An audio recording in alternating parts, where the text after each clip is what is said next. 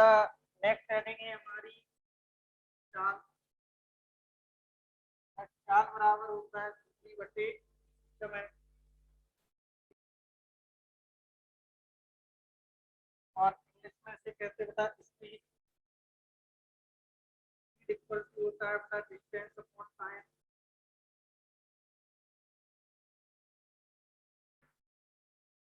ठीक है, तो बेटा जब भी राशियां हमारी ये बटे में दिखेंगी अपॉन में होंगी, उसकी डेफिनेशन जो होती है बेटा हम अनुपात कहते हैं। क्या कहते हैं बेटा? अनुपात। किसी वस्तु द्वारा चली गई दूरी और उसके द्वारा लिए गए समय के अनुपात को हम चाल कहते हैं। क्या है बताओ चाल बेटा? किसी वस्तु द्वारा चली गई दूरी और उसके द्वारा लिए गए समय के अनुपात को क्या कहते हैं बेटा? चाल कहते हैं। और एस अपॉन एस हो गया दूरी और समय हो गया, और सिर्फ बी से हम रिप्रेजेंट कर सकते हैं। बी इक्वल टू क्या है बेटा? S upon T. ऐसी speed equal to distance upon time. क्या कहेंगे बेटा? अनुपात को हम लोग इंग्लिश में कहते हैं रेशियो। ठीक है, तो the ratio of distance travelled by any object and time is known as speed. तो जो स्पीड है वो रेशियो है किसका बेटा? Distance travelled by any object and time is known as speed.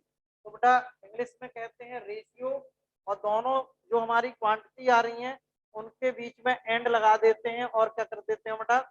Ratio कह देते हैं। तो हमने डिस्टेंस एंड टाइम का जो रेशियो है वो किसके इक्वल होता है बेटा? स्पीड के इक्वल होता है।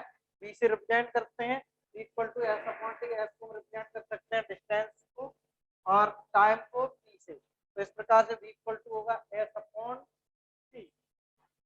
वैसे तो हम जो है चाल और स्पीड को बेटा और तरीके से भी डिफाइन कर सकते हैं। दो तीन डेफिनेशन इसकी बन सकती है।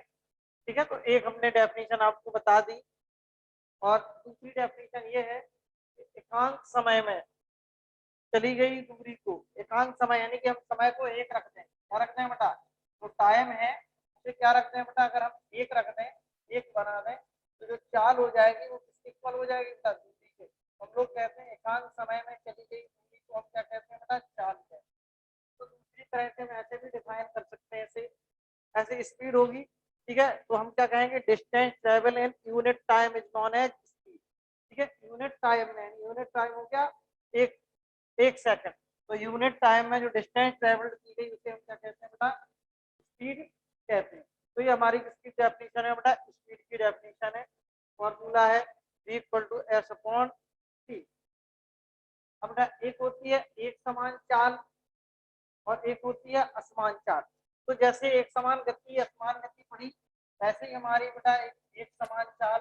एक समान चाल का मतलब है यदि कोई ऑब्जेक्ट समान समय में समान दूरी तय करेगा, क्या होगा? एक समान चाल का मतलब हो गया यूनिफॉर्म स्पीड। हमने यूनिफॉर्म मोशन पढ़ी थी, वही बात हो गई यहाँ पे। यूनिफॉर्म यानी कि कोई ऑब्जेक्ट समान समय में। हाँ सर, ये इंग्लिश मीडियम की क्लास है या हिंदी? बेटा दोनों, हम आपको दोनों डेफिनेशन बता रहे हैं, तो दोनों कंबाइंड है।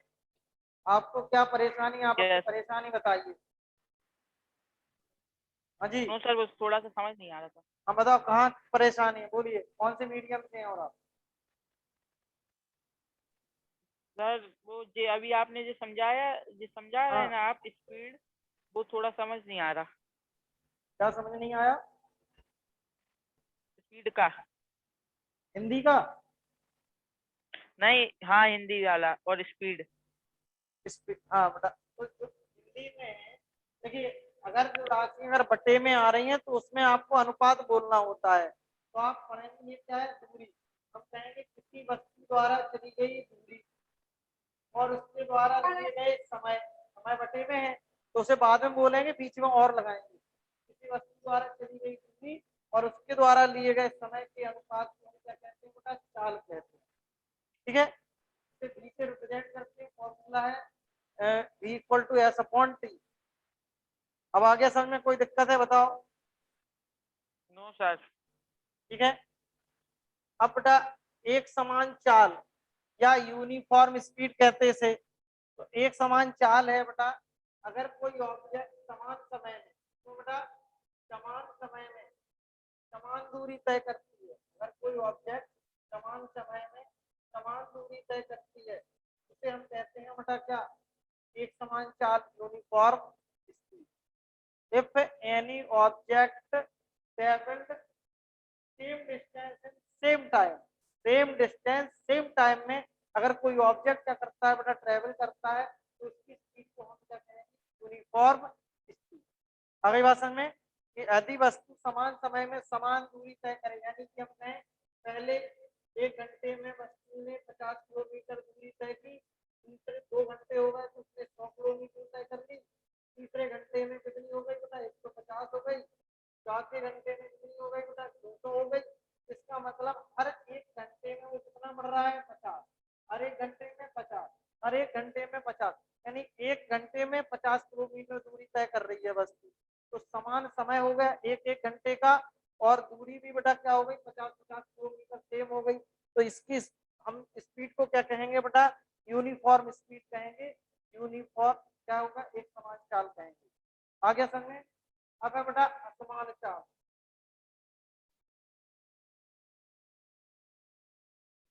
असमान चाल क्या होती है बेटा, यदि कोई ऑब्जेक्ट समान समय में भिन्न भिन्न दूरियां तय करता है, यानी कि पहले 1 घंटे में चला वो 50 किलोमीटर, 2 घंटे में हो गए 80 किलोमीटर, 3 घंटे हो गए तो हो गई उसकी 150 किलोमीटर, चौथे घंटे में हो गई बेटा 210 किलोमीटर।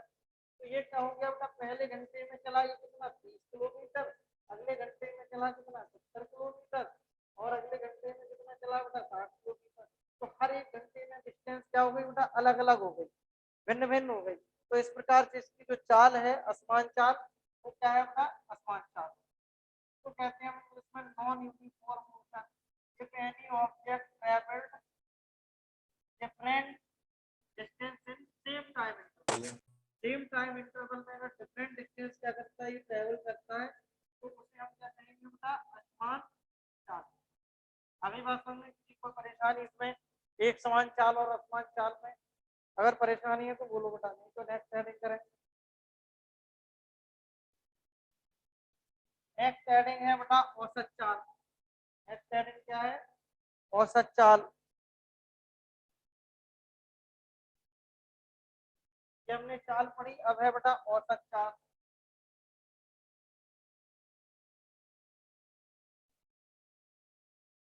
एवरेज स्पीड,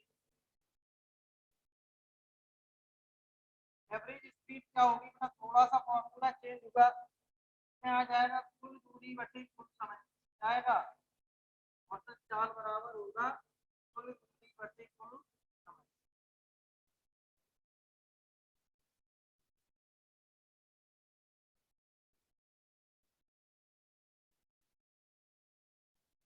बटे कुल समय, total distance upon total time.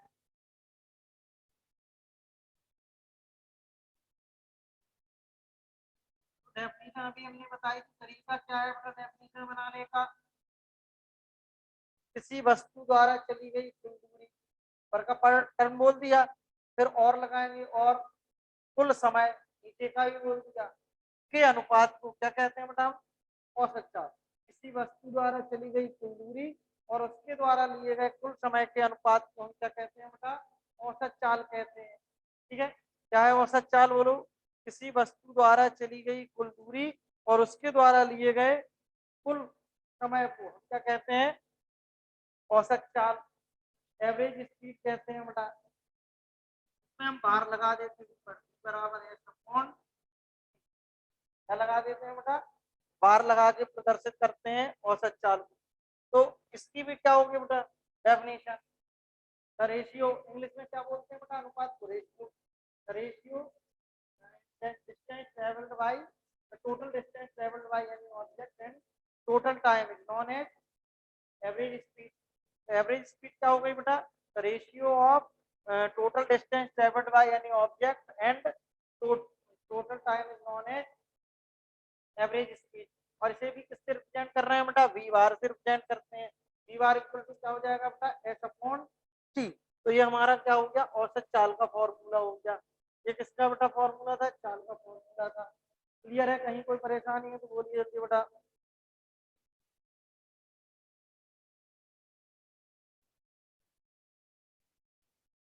अब है बेटा तात्क्षणिक चाल।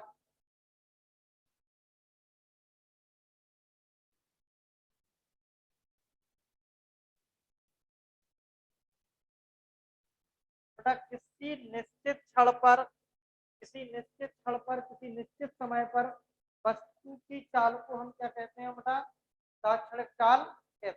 क्या कहते हैं बेटा, तात्क्षणिक कह दो या तात्कालिक भी कह सकते हैं। तात्कालिक इंग्लिश में बोलते हैं बेटा इंस्टेंटेनियस स्पीड, तात्कालिक चाल। इंग्लिश में क्या कहते हैं बेटा, इंस्टेंटेनियस स्पीड।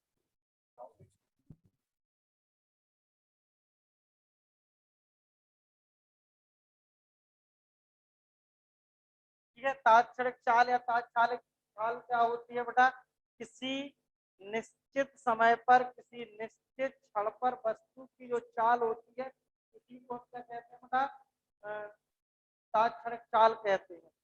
ठीक है, तो ये जो तात्क्षणिक चाल होती है इसमें हम लिखेंगे, जैसे S/T है, इसमें हम क्या कहेंगे, लिमिट t टेंड्स टू 0। क्या कहते हैं बेटा, लिमिट t टेंड्स टू 0, क्योंकि जो टाइम है इसमें बहुत छोटा टाइम लिया जा सकता है। क्या लिया जा सकता है, यानी कि बहुत छोटे टाइम पर पूछा जाएगा। जैसे कि मान लो हम अपने स्कूल के लिए घर से चले, 8:30 बजे घर से निकले और स्कूल पहुंचे हम 9 बजे। इस टाइम इंटरवल में हमसे अगर कोई कह दे कि सर 8:35 और 5 सेकंड पर आपकी चाल क्या थी, 5 सेकंड पे आपकी चाल क्या थी, तो आप एक इंस्टेंटेनियस, एक फिक्स टाइम पर क्या कर रहे हैं, हमसे बेटा स्पीड की बात कर रहे हैं कि कुछ टाइम पे आपकी स्पीड क्या है। ठीक है, तो जो हमारी तात्क्षणिक चाल होती है वो एक निश्चित क्षण पर होती है, निश्चित समय होता है। वो टाइम इंटरवल जो होता है हमारे पास बहुत छोटा होता है, बहुत स्मॉल होता है, और वो इतना स्मॉल होता है कि वो t टेंड्स टू 0, यानी कि समय लगभग 0 के करीब भी पहुंच सकता है। इतना छोटा आपसे पूछा जा सकता है। हमने इसमें तो सेकंड बोला, उसमें आपसे कहते थे 8:35 के 35 मिनट के 10वें सेकंड के माइक्रो सेकंड में, 1 माइक्रो सेकंड में क्या स्पीड थी।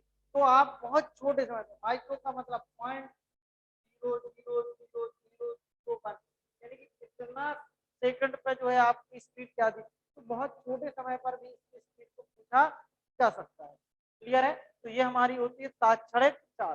किसी निश्चित समय पर, किसी निश्चित क्षण पर वस्तु की चाल को क्या कहते हैं बेटा, तात्क्षणिक चाल कहते हैं। यानी कि definite time, at definite time the speed of any object is known as instantaneous speed. तो इंस्टेंटेनियस स्पीड होती है वो डेफिनेट टाइम पर जो है क्या होती है, हमारी स्पीड होती है, उसी को हम इंस्टेंटेनियस स्पीड कहते हैं। तो ये समझ में आ गया, किसी कोई दिक्कत बेटा।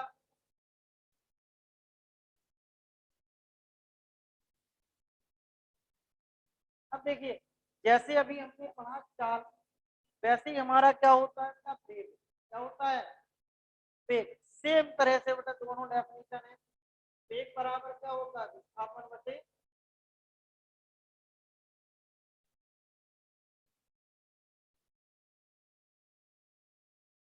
समय, यानी कि वेलोसिटी इक्वल टू डिस्प्लेसमेंट का कौन सा है,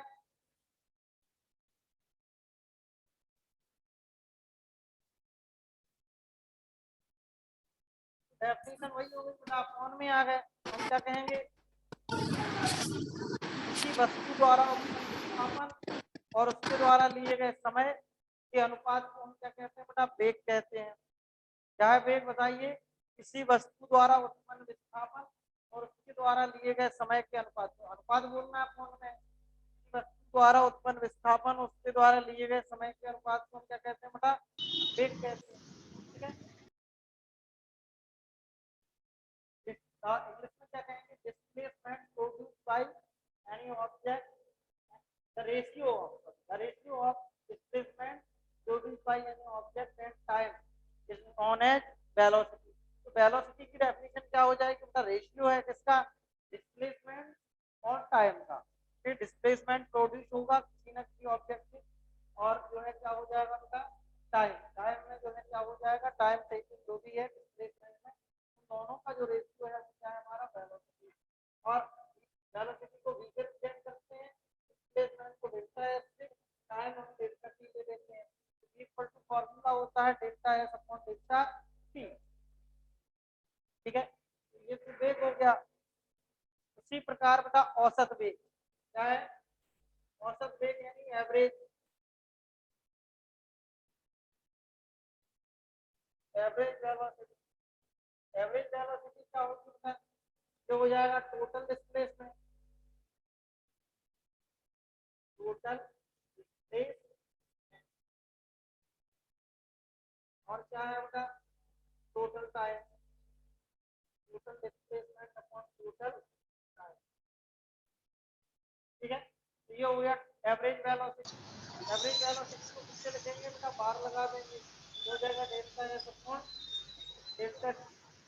क्या डेफिनेशन होगी बेटा औसत की? टोटल आ गया तो टोटल हमारी डेफिनेशन पर बढ़ जाएगा।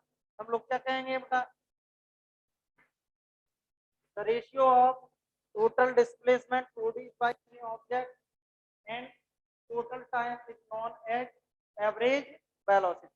ठीक है, एवरेज वेलोसिटी को हम v बार से रिप्रेजेंट करते हैं, फॉर्मूला है डेल्टा एस अपॉन डेल्टा। ठीक है, और औसत वेग अगर हम हिंदी में पढ़े कहेंगे तो क्या आ जाएगा? टोटल का मतलब कुल विस्थापन बटे कुल समय। तो हम किसी वस्तु द्वारा उत्पन्न कुल विस्थापन और उसके द्वारा लिए गए कुल समय के अनुपात को हम क्या कहते हैं बेटा? औसत वेग कहते हैं। v बार से रिप्रेजेंट करते हैं, formula delta S upon delta T है। तात्क्षणिक वेग, तात्क्षणिक का तात्कालिक, तात्क्षणिक वेग से बोलते हैं हम इंस्टेंटेनियस वेलोसिटी।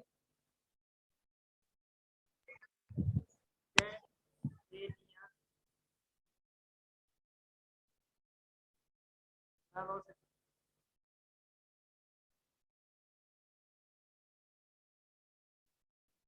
इंस्टेंटेनियस वेलोसिटी है बेटा तात्क्षणिक वेग।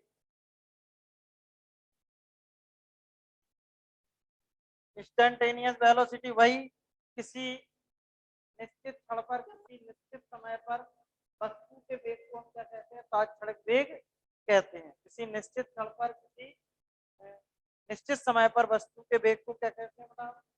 तात्क्षणिक वेग कहते हैं। फॉर्मूला उसी की तरह है बेटा, लिमिट लगा देते हैं। क्या हो जाएगा फॉर्मूला?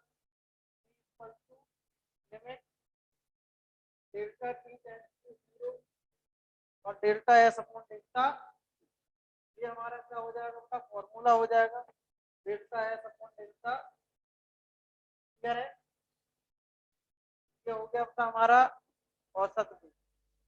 ठीक है, चलिए और बेटा औसत वेग इसके बाद एक आएगा, जैसे अभी हमने पढ़ा एक समान चाल और असमान चाल। ठीक है, तो यहाँ बेटा हो जाएगा एक समान वेग और असमान वेग।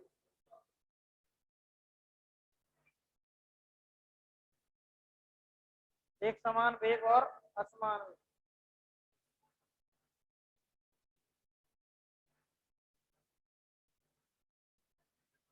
एक समान वेग और असमान वेग, एक समान वेग और असमान वेग की डेफिनेशन क्या होगी बेटा?